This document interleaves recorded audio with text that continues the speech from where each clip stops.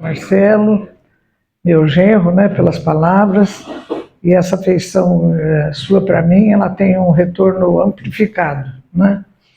E eu agradeço muito a oportunidade de estar aqui com vocês hoje e também a oportunidade do trabalho. Eu peço desculpas porque a minha voz está muito ruim. Eu já vim de São Paulo, eu fiz umas andanças por lá e acabei cheirando muita fumaça das queimadas. Porque lá em São Paulo foi um horror, aliás, em vários lugares, né? E eu tive, antes de vir para cá, em uma cidade que cheirava fumaça. Então, eu já tenho a minha voz um pouco debilitada e ela ficou pior ainda. Mas acho que vai dar para a gente poder se entender, né? Pessoal, esse tema de hoje é um tema muito bonito e muito importante, né? O Evangelho no Lar e a eficácia da prece. Então, eu vou passar para vocês o que eu trouxe e vou começar falando um pouco da família. Eu quero apresentar para vocês a família do meu pai, a família paterna. Os meus avós, os meus tios, o meu pai é esse garoto de 14 anos de terninho branco ali atrás, né? E por que eu trouxe? Por duas razões. Primeiro, porque se eu estou aqui hoje, eu devo isso a uma atitude do meu avô, Caetano de Santos, que se tornou espírita e ele construiu o centro espírita lá da minha cidade, que está fazendo agora no dia 20 de outubro 107 anos. É um dos mais antigos do Brasil.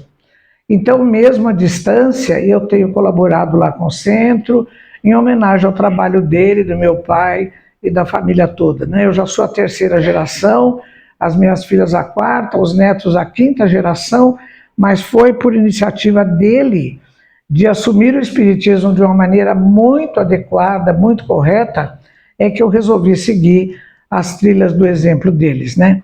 E por outra razão, é mostrar para vocês como a família era antigamente, há 3 gerações atrás da minha, eu já sou a terceira.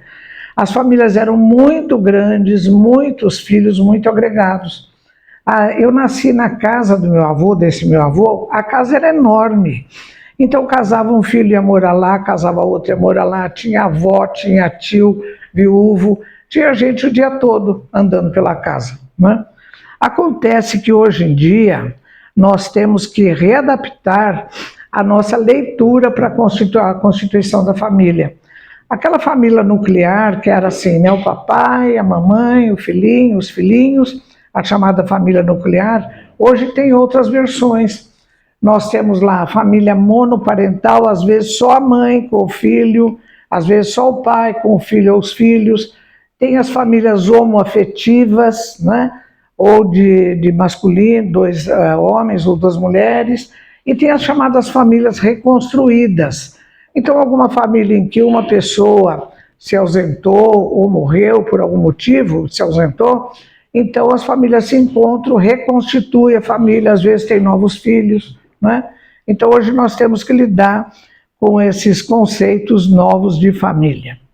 Então a família foi mudando de aspecto social, de aspecto cultural, e a gente pergunta assim, puxa, apesar das mudanças sociais, por que nós continuamos juntos? Que razões explicam o fato de nós estarmos reunidos numa mesma família? Então nós estamos juntos, as razões pelas quais permanecemos juntos no processo encarnatório continuam as mesmas.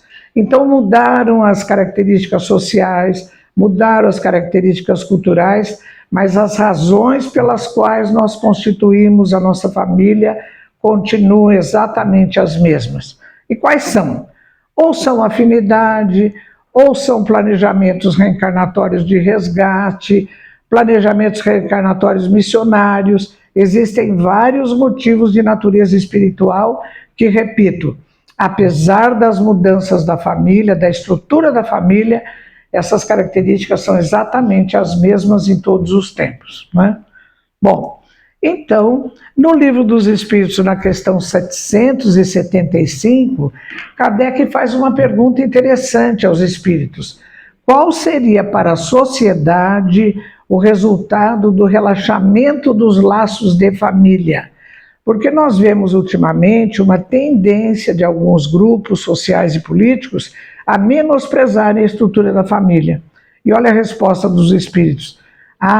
o relaxamento dos laços de família representaria uma recrudescência do egoísmo, não é?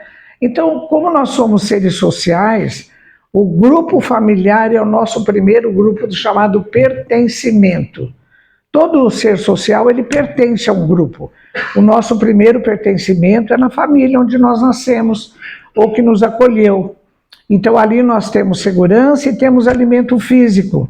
E depois, aos poucos, nós vamos transferindo esse modelo do primeiro pertencer. Se ele for bem estruturado, nós vamos passando depois para pertencer à escola, pertencer a um grupo de trabalho, pertencer a uma nova família que nós criamos e assim por diante. Vamos tendendo a nossa família universal. Mas o primeiro pertencimento dentro da família, ele é essencial. E no Evangelho segundo o Espiritismo, no capítulo 17, item 10, tem uma complementação importante. O homem que vivesse isolado não teria como exercer a caridade. E fora da caridade não há salvação, nós já sabemos. Somente no contato com semelhantes, nas lutas mais penosas, ele encontra a ocasião de praticá-la. E às vezes, meus amigos, as lutas mais penosas nós encontramos dentro do próprio lar, não é? Mas a doutrina espírita nos dá o entendimento do porquê estamos juntos. E nós temos que trabalhar com isso, né? Bem, Emmanuel, numa psicografia de Chico Xavier, numa página intitulada Em Casa, ele diz assim, resumidamente, depois eu vou voltar nesse tema de Emmanuel, sejam quais sejam os teus obstáculos na família, é preciso reconhecer que toda a construção moral do reino de Deus perante o mundo começa nos alicerces invisíveis da luta em casa. Então é o que eu acabei de dizer, né? Esse primeiro pertencimento na nossa família, depois ele serve de laboratório para a gente estruturar o nosso pertencimento para os outros níveis, cada vez mais amplos. Então, meus amigos, o que nós devemos fazer, especialmente como cristãos, como espíritas, é investir pesado na estrutura da família, na estrutura moral da família. Então, nós vamos ver que tudo isso cabe na lei de sociedade que está no Livro dos Espíritos, no capítulo 7º, não é? Porque no Céu e Inferno, no livro de Kardec, tem uma fala assim, a encarnação é necessária para o duplo progresso do ser humano.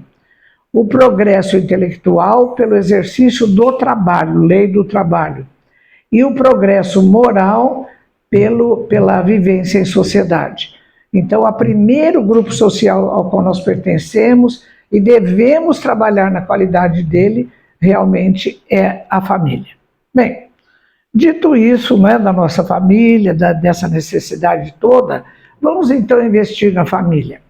Eu gostei muito desse comentário da Madre Teresa, né, de Calcutá, porque ela diz assim, onde o amor começa? Na família, rezando juntos. Hoje em dia no mundo há tanto sofrimento, grande parte pela falta de união da família, resultante da falta de oração em família. Quando a família reza junto, todos aprendem a amar uns aos outros como Deus os ama. E vocês verão a alegria, o amor e a paz entrarem em seus corações. De fato, esse momento do recolhimento da família, na oração em conjunto, no chamado Evangelho do Lar, é prioritário para que a gente cultive a união dos elementos da família, mesmo que não tenham sintonia do ponto de vista do planejamento reencarnatório, porque sempre isso será muito importante, né? Então, na família, o amor começa rezando juntos. Eu gostei muito desse comentário da Madre Teresa e eu aceito completamente essa recomendação dela. Bem, então, meus amigos, vamos começar falando do Evangelho no Lar. Eu costumo fazer a seguinte metáfora, olha, nós que somos donas de casa, a gente planeja toda semana fazer uma faxina física, não é? Eu coloquei ali, olha. Então, a gente, ou com a ajuda dos familiares, ou com alguém de fora, a gente faz uma limpeza geral, passa aspirador, e desencosta móveis, enfim, né? Aquela faxina física. Agora, o evangelho no lar, eu acho que representa uma faxina vibratória. Então, aquele mal-estar, aquele ambiente denso, às vezes uma mágoa que ficou retida entre familiares, às vezes um sentimento de inveja, alguém que está sendo mais produtivo do que a gente, isso tudo se transforma em formas de pensamento que acabam pesando no que Emmanuel chama de psicosfera. Então, o Evangelho do Lar, ele vai fazer a faxina vibratória da nossa casa. Então, vamos à faxina vibratória da nossa casa. Emmanuel, também numa psicografia de Chico Xavier, falando de Jesus em casa, ele dá a dica de como fazer o Evangelho. Olha o que ele diz. Escolhe alguns minutos por semana. Agora, esse por semana, a gente está vendo que às vezes precisa ser mais frequente, né? Lá em casa a gente já adotou o Evangelho todo dia, né, Marcelo? Porque a gente considerou que, talvez por necessidade ou pelo nosso próprio conforto espiritual, a reunião familiar, o chamado serão familiar de uma prece, no final da tarde, no começo da noite, ele é absolutamente necessário. Mas Emmanuel está dizendo, por enquanto, uma vez por semana, né? E reúne-te com os laços domésticos que te possam acompanhar no cultivo da lição de Jesus. Quanto seja possível, na mesma noite e no mesmo horário. Então, na quinta-feira, 8 horas da noite. Não fazer uma semana na terça, outra semana no sábado, não. Estabelecer um dia e um horário. Faze teu círculo íntimo de meditação e de estudo. Depois da prece com que nos cabe agradecer ao Senhor o pão da alma, abre as páginas do Evangelho e lê em voz alta alguns dos seus trechos de verdade e consolo. Então ele está dizendo para a gente se reunir num determinado dia da semana, num determinado horário, fazer uma prece e em seguida fazer uma leitura. E ele ainda continua. Assim receberás a inspiração dos amigos espirituais que te assistem. Porque às vezes a gente está em dificuldade no tratamento com um dos familiares, e nesse momento é que os amigos espirituais podem nos inspirar, podem nos orientar. Basta a leitura por apenas 10 minutos, especialmente se tem crianças menores, não é? Ou se tem aquele jovenzinho rebelde. Então, fazer uma coisa muito cansativa, a gente está dificultando o acolhimento da pessoa. Então, pelo menos uma leitura de no máximo 10 minutos. Em seguida, na intimidade da palavra livre e sincera, todos os companheiros devem expor suas dúvidas, seus temores e dificuldades. Então, o comentário de cada um, não é? Mesmo que existam crianças, a gente perguntar: o que você achou, meu bem? O que você entendeu desse tema? Através da conversação edificante, emissários da esfera superior distribuirão ideias e forças em nome do Cristo, para que horizontes novos iluminem o espírito de cada um. Então é nesse momento que nós vamos receber as inspirações, as orientações do plano espiritual, né? Bom, o lar como câmara de recuperação e de sustentação. Eu sempre penso, mas será que todos os lares representam câmaras de recuperação e de sustentação? Eu tenho um critério que é assim: a pessoa ou viajou ou está voltando do trabalho, quer voltar para casa, ele sente prazer, sente conforto em voltar para casa, pronto, esse lar é abençoado, né? Quantas vezes a gente está fora de casa, ou cumprindo uma tarefa, ou em qualquer tipo de afastamento, aquela vontade de dizer: eu vou voltar para casa, que coisa boa. Isso significa que esse lar é abençoado. Ele é para aquela criatura uma câmara de sustentação e de recuperação. Nós temos que fazer do nosso lar, mesmo que a duras penas, esse tipo de lar. Um lar como câmara de recuperação e de sustentação, não é? Então, de tudo que Emmanuel nos falou, a gente pode resumir: agendar dia da semana, horário e local da casa. Um local tranquilo. preparar o ambiente, pode ter uma música suave, jarro de água, ou tem pessoas que preferem o copinho para cada um. Lá em casa, até para os animais, a gente põe, né? A cumbuquinha lá de água e a Tabata ia tomar, a Blanquita também, ficavam quietos lá, e quando a gente tomava água do Evangelho no Lar, eles também tomavam, né? Então, os animais também participam do Evangelho no Lar. Então, uma leitura pode ser do Evangelho segundo o Espiritismo, de uma página edificante de algum livro de André Luiz, de Emmanuel e de tantos outros autores que nos confortam através da sua temática, né? Bem, eu quero fazer uma homenagem a essa grande amiga, Maria Compre. A Maria, ela trabalhava na Federação Espírita do Estado de São Paulo e ela instituiu lá um trabalho assim formal, um trabalho sério de divulgação dos procedimentos do Evangelho do Lar à luz do Espiritismo. E eu tive a oportunidade de viajar com a Maria num congresso mundial, acho que, não sei se foi na Espanha, logo dos primeiros que eu participei. E nós fomos em 6 pessoas. A Maria Compre, tinha uma outra Maria que era mais baixinha, então a gente chamava a Maria Grande e a Maria Pequena. A Heloísa Pires, muito minha amiga, filha de Herculano, e um casal. Eu me lembro o nome dele, que era Jaime, porque é um nome de um dos meus primos. A esposa dele nem me lembro, que já faz muitos anos, mas foi uma viagem muito produtiva e ela fez palestras e fez entrevistas exatamente divulgando a importância do Evangelho no Lar, né? Então eu quero deixar um abraço para Maria Compre, que a gente chamava de Maria Grande porque ela era grandona, onde quer que ela esteja no plano espiritual, com certeza ela está trabalhando aí na divulgação do Evangelho no Lar, né? Bem, meus amigos, então já estamos convencidos da necessidade do Evangelho do Lar. Bem, quando nós estamos em prece, com a família reunida, alguns amigos que também chegam, o que acontece? Qual é o mecanismo, né, disso? Olha o que André Luiz diz em Mecanismos da Mediunidade, capítulo 4. Ele diz assim, olha, como alicerce vivo de todas as realizações nos planos físico e extrafísico, encontramos o pensamento por agente essencial. Ele ainda é matéria, a matéria mental. Quando eu li esse conceito, eu fiquei muito pensativa, porque no livro dos médiuns, no item 58, falando de perispírito, os amigos espirituais dizem assim, o espírito precisa da matéria para agir sobre a matéria. Então os espíritos estão falando de perispírito, que é uma matéria, embora quintessenciada.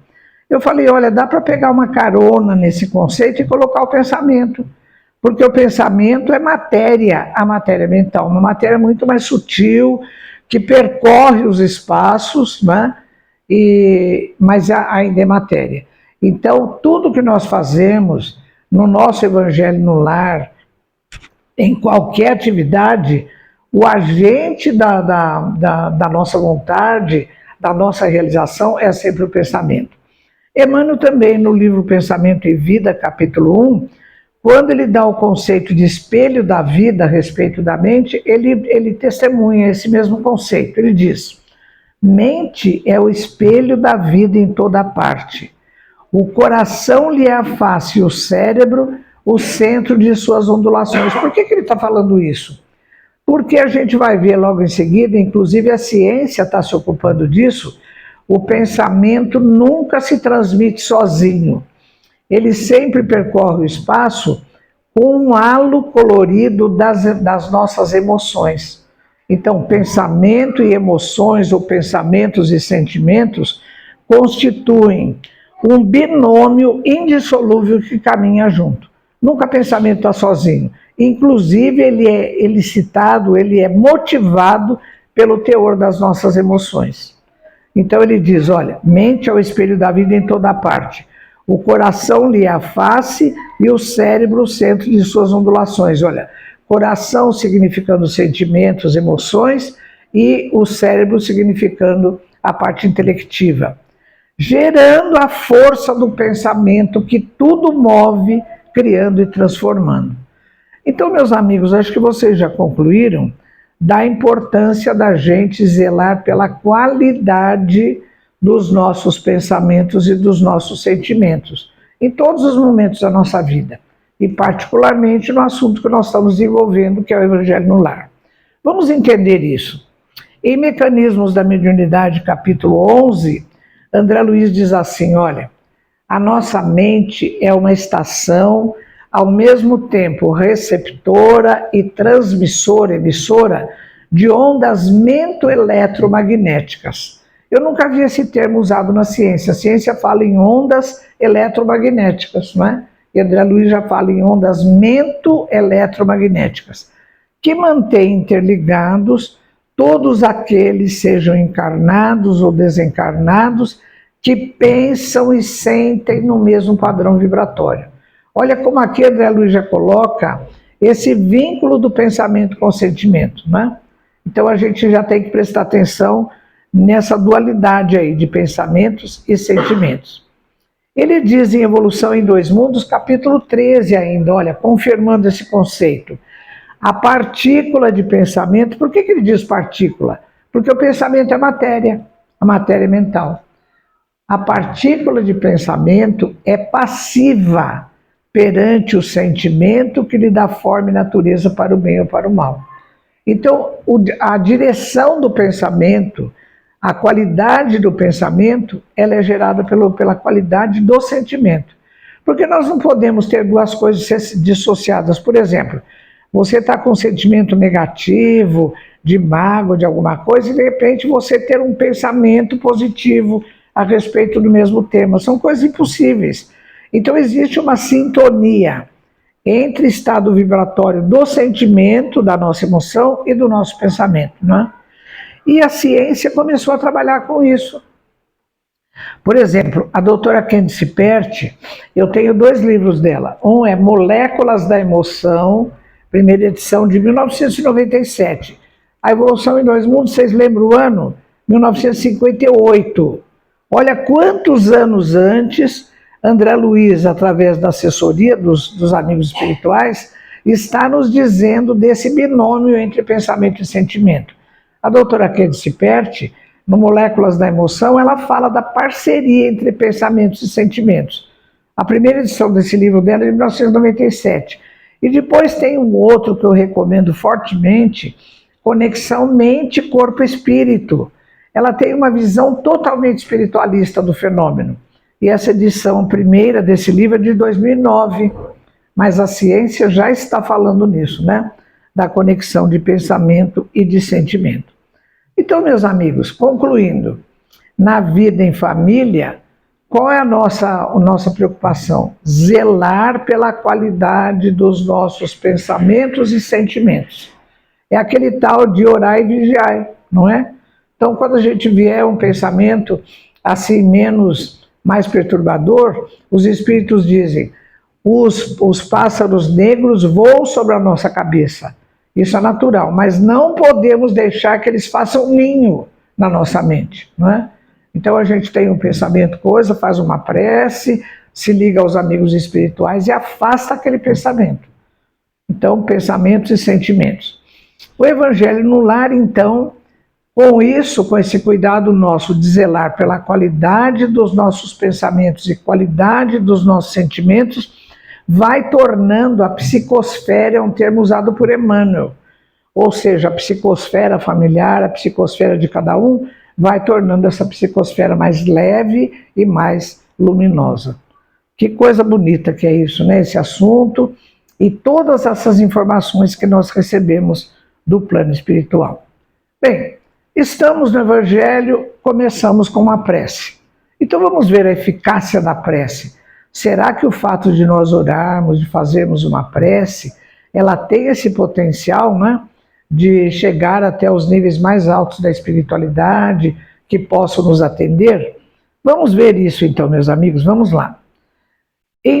No Evangelho segundo o Espiritismo, capítulo 27, o título é Pedi e Obtereis. Olha o que está escrito lá. Quando orardes, não vos assemelheis aos hipócritas. Jesus referia os escribas e fariseus, né? Que iam lá na rua, vestidos daquela túnica branca e faziam aqueles discursos maravilhosos. Quando orardes, não vos assemelheis aos hipócritas, que afetadamente oram de pé nas sinagogas e nos cantos das ruas para serem vistos pelos homens. Isso não é oração. Isso é exibição, né? Digo-vos em verdade que eles já receberam a sua recompensa. Quando quiserdes orar, entrai para o vosso quarto e, fechada a porta, orai a vosso Pai em secreto. Eu fiquei implicada com esse termo, eu disse, será que não é segredo? Aí eu mudei aqui, mas eu disse, deixa eu conferir, né? Não é a mesma coisa. Segredo é uma coisa assim, que está guardada, que ninguém deve conhecer. E estar em alguma coisa em secreto é assim, alguma coisa que você está fazendo e que você não quer que outras pessoas necessariamente participem disso, vejam isso, não é? Então, assim, não tem aquelas pastas lá no nível político, ultra secreto, né? Então é assim, é uma coisa que não é para todo mundo ficar vendo. A nossa prece deve ser mais ou menos assim. Então a gente tem um momento de introspecção, de reflexão, e vamos interiorizar o nosso sentimento para fazer a nossa prece. Não cuideis de pedir muito nas vossas preces. Eu gostei muito da prece, tanto que nós fizemos lá dentro, quanto a prece do Marcelo aqui, que tem a tônica da gratidão, né? E não de ficar pedindo as coisas, porque nós temos muito mais a agradecer do que a pedir, né? De tudo que nós já temos. Então não cuideis de pedir muito nas vossas preces, não será pela multiplicidade das palavras é que serão atendidos.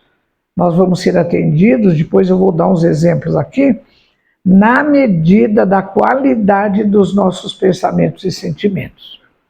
Então, seguindo, vamos a alguns exemplos. Entre a Terra e o Céu, esse livro maravilhoso de André Luiz, capítulo 1, o título dele é Em Torno da Prece.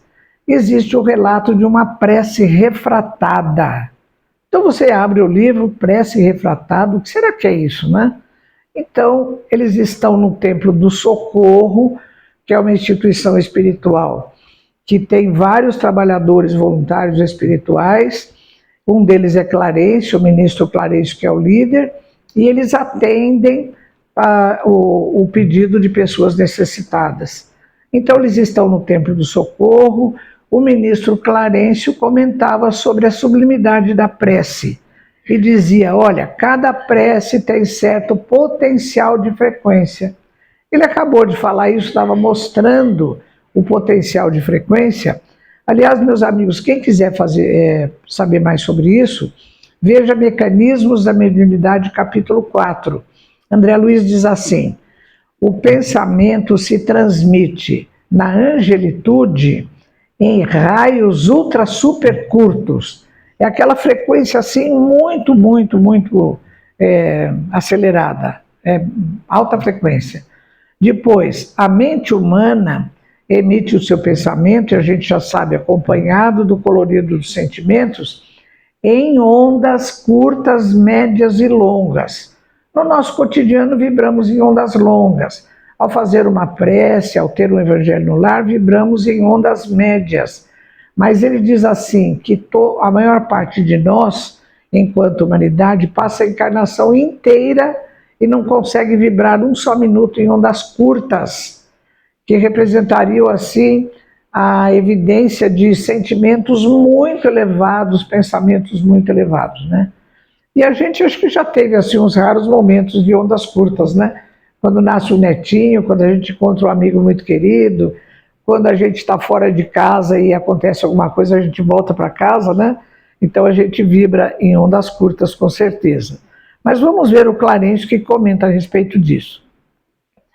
Clarencio está falando das vibrações do pensamento. Entra uma jovem apressadamente no Templo do Socorro e fala, irmão Clarencio, uma das nossas pupilas do quadro de reencarnações, essa criatura é uma jovenzinha, Evelina, a reencarnação dela tinha sido programada por esse grupo. Então essa jovem diz, ela pede socorro com insistência numa prece refratada. E Clarencio explica, né? A prece refratada é uma oração comovedora que superou as vibrações comuns da matéria mais densa.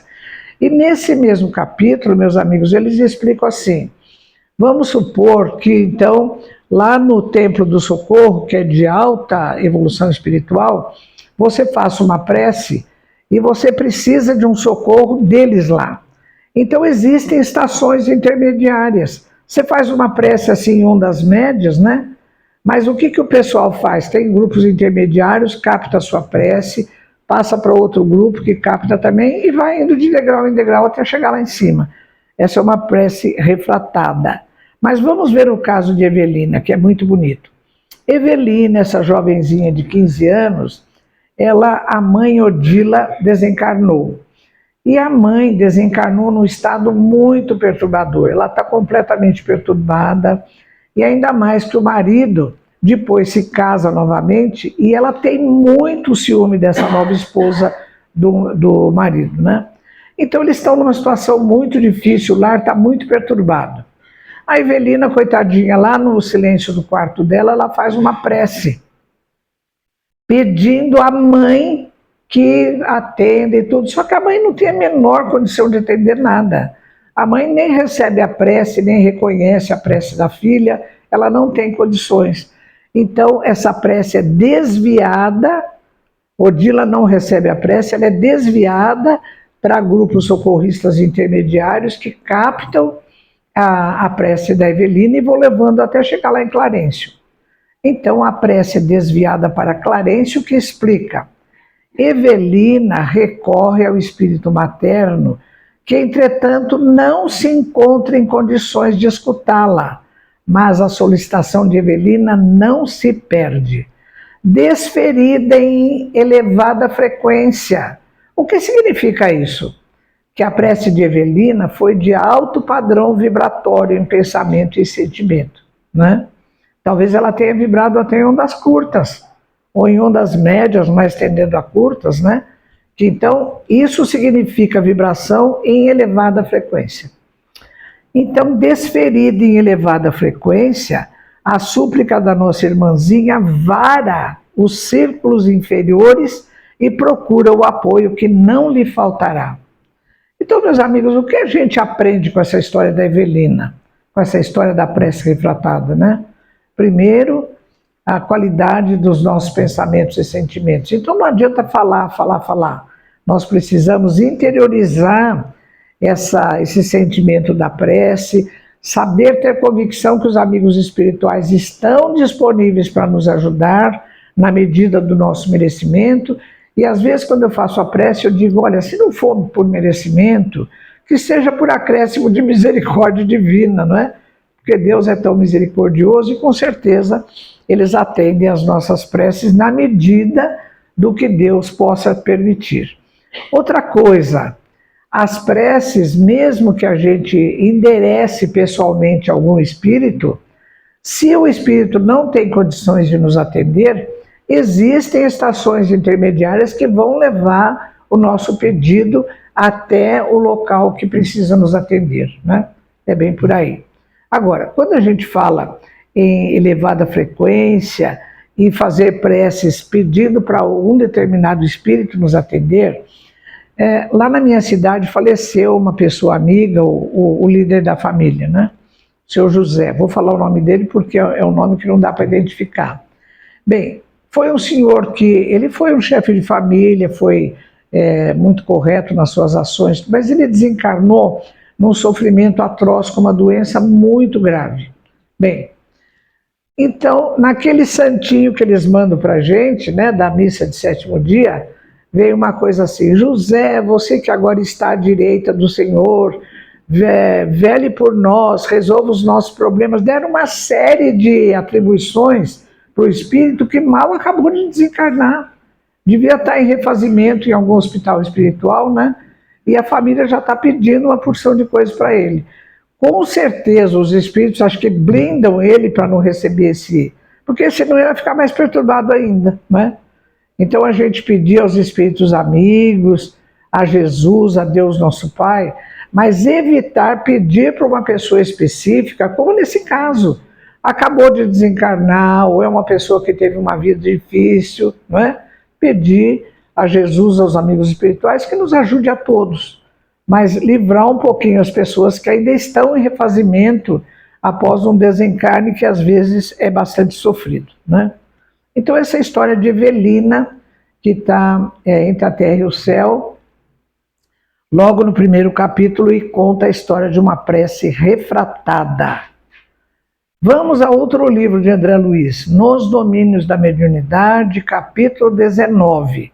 O mentor é Aulus, que é o nome de outro genro, né, que é espírita também. Aliás, ele se chama Aulus porque os pais já eram espíritas quando ele nasceu. É o caso de Anésia e Jovino. Então, a irmã Teonília, companheira de assistência, companheira de trabalho num grupo assistencial lá do plano espiritual, pede ajuda de Aulus, que é o líder desse grupo, para Anésia, devotada trabalhadora de uma determinada instituição, que trabalha meritoriamente em favor dos outros. Bem, o que acontece com a Anésia? A Anésia é casada com Jovino, mas ela está numa vida atormentada, porque Jovino, seu esposo, se encontrava em estranha fascinação por outra mulher. Ele estava tendo um caso fora do lar, né? Jovino esquecera-se, invigilante, das obrigações do lar, e seus pensamentos e, consequentemente, sentimentos se concentravam na outra, né? Então, Jovino prepara-se para sair, justo na hora do evangelho no lar, alegando negócios, e desdenha com sarcasmo o valor da prece familiar, que é o evangelho no lar. O que acontece com a Anésia? Ela fica muito magoada, muito aborrecida, humilhada, cai em pranto silencioso e lamenta. Quanta mentira! Que mulher sem coração! Minha mãe ia morrer, olha a casa dela em que situação se encontrava. Minha mãe ia morrer, nossa casa hipotecada, nossas filhas necessitadas. Ah, se eu pudesse, haveria de esmagar essa mulher com os meus pés. A primeira reação dela, como se entende perfeitamente, né, de uma esposa traída, é exatamente essa. Mas olha o que acontece, meus amigos. A outra é atraída pelos pensamentos de Anésia.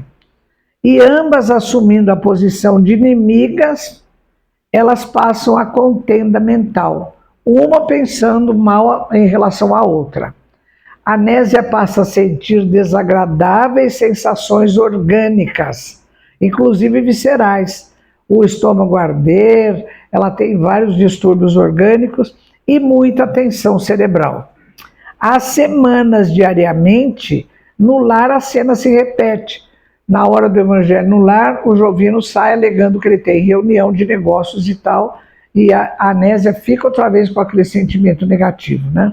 Então, estabelece-se entre a Anésia e a outra uma obsessão entre encarnados, por esse fato de ter esse pensamento e sentimento de baixo nível, de baixa frequência vibratória em relação à outra. A Anésia mantém, entretanto, que a salvação dela, sua rotina de preces, de evangelho no lar, o que possibilita ser ajudada pelos amigos espirituais. Pessoal, o que nós aprendemos com esse caso aí da Anésia e do Jovino? Olha, ela está tendo uma reação absolutamente esperada e mais comum entre o que acontece nos lares onde existe esse problema, não é? Mas ela vai receber, ela tem mérito para receber auxílio espiritual, porque ela tem um trabalho meritório numa instituição e ela tem o hábito da prece, ela mantém o evangelho no lar. Todos os dias, eu não sei qual é a frequência, mas ela mantém. Então, por isso, olha, a Anésia mantém sua rotina de preces, o que possibilita ser ajudada pelos amigos espirituais. Olha o recurso da prece, né? Que coisa bonita.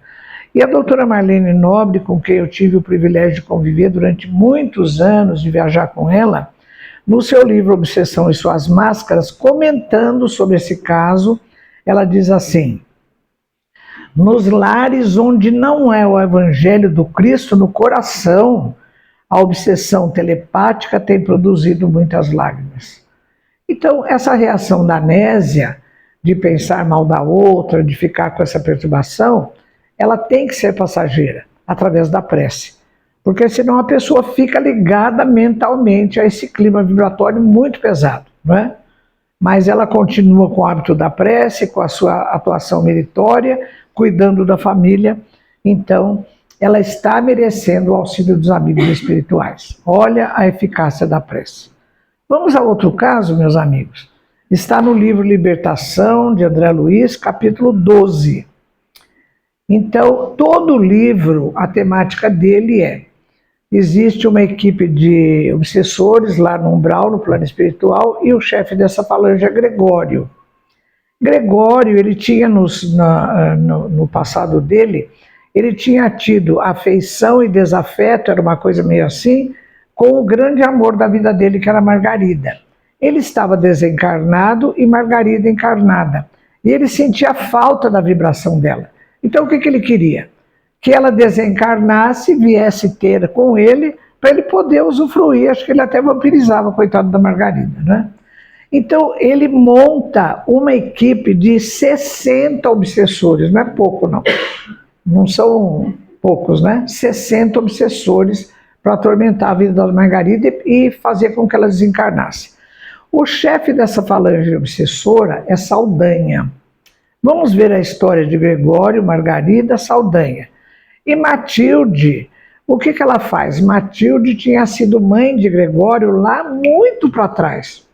Tanto que, num determinado momento do livro, ela diz assim, olha, que ela estava contente porque nos últimos 50 anos, após tentar durante muito tempo aproximação mental com Gregório, ela já estava conseguindo alguma coisa. Vocês imaginem essa mãe há quantos anos estava tentando se aproximar vibratoriamente do filho, né? É o que eu digo, às vezes o casal se separa, então tem ex-esposa, ex-sogro, ex-cunhado, ex-filho não tem, não é? Então você nunca apresenta um filho depois de uma separação, esse é meu ex-filho, não é? Então o filho é para sempre, até no processo reencarnatório.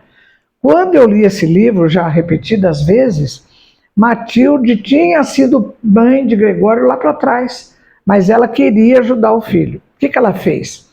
Ela propôs uma força de trabalho, é assim que se chama, né? Força-tarefa, como é que chama?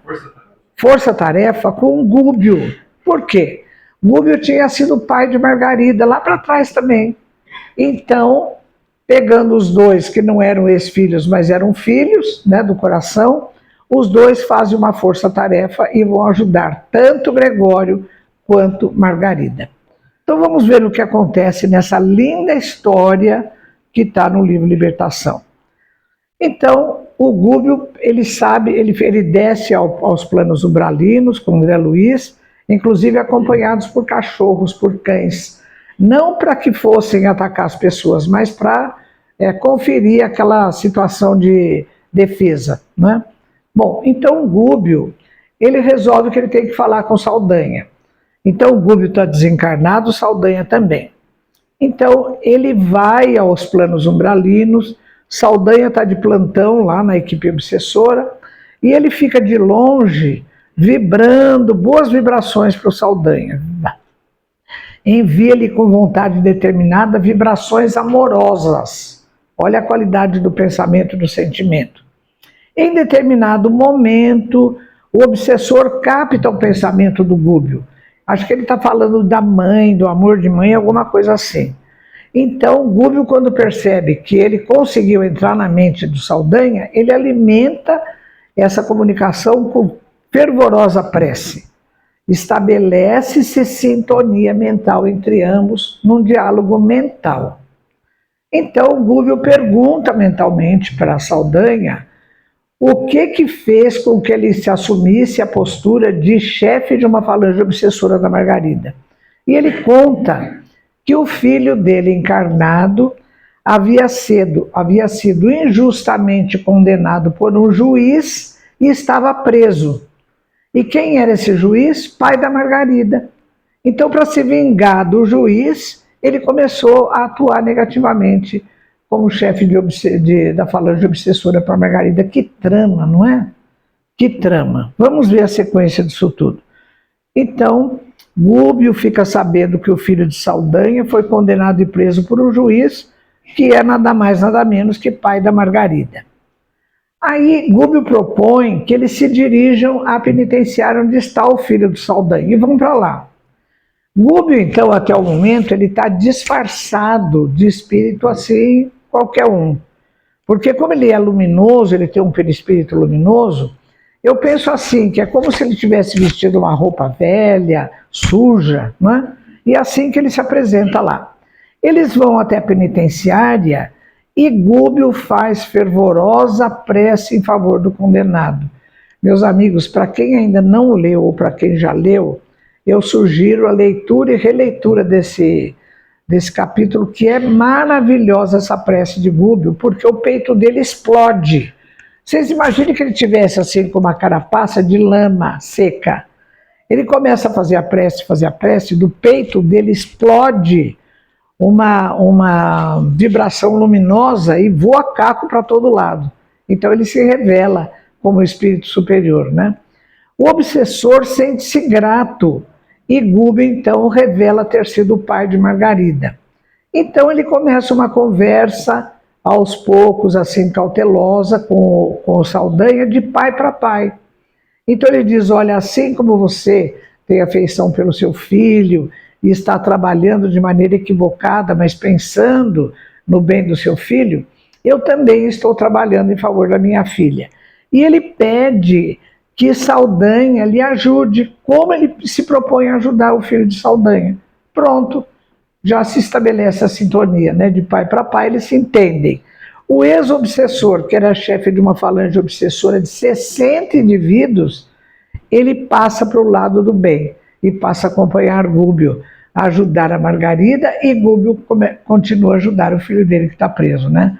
Então o amor venceu. Que coisa bonita que é isso! E tudo isso aconteceu porque Gúbio se dispôs a falar com Saldanha.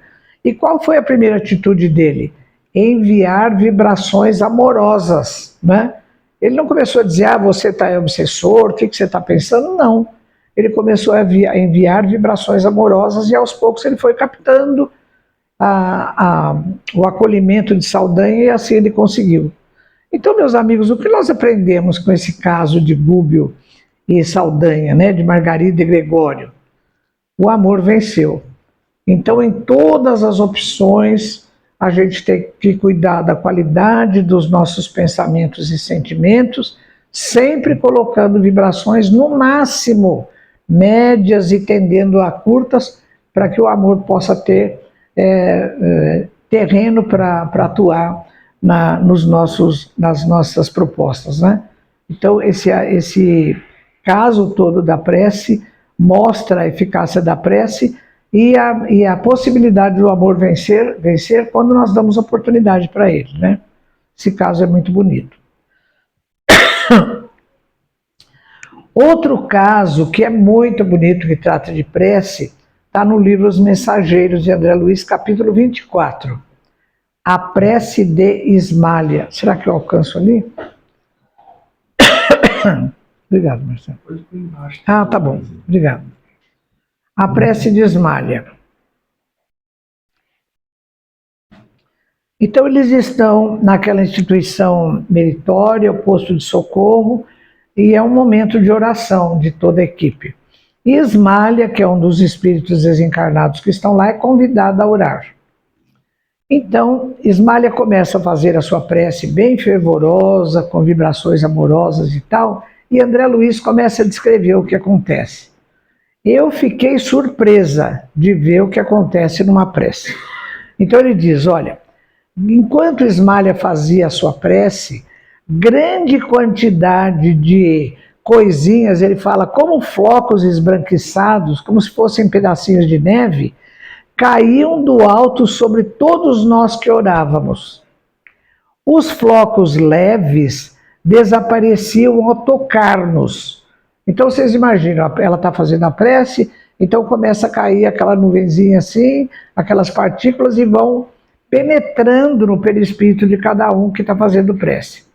Os flocos leves desapareciam ao tocar-nos, começando em seguida a sair da nossa fronte e do nosso peito grandes bolhas luminosas, com a coloração da claridade de cada um e velocidades variáveis, multiplicando-se no ar em direção aos enfermos, que é uma entidade socorrista de enfermos do corpo físico.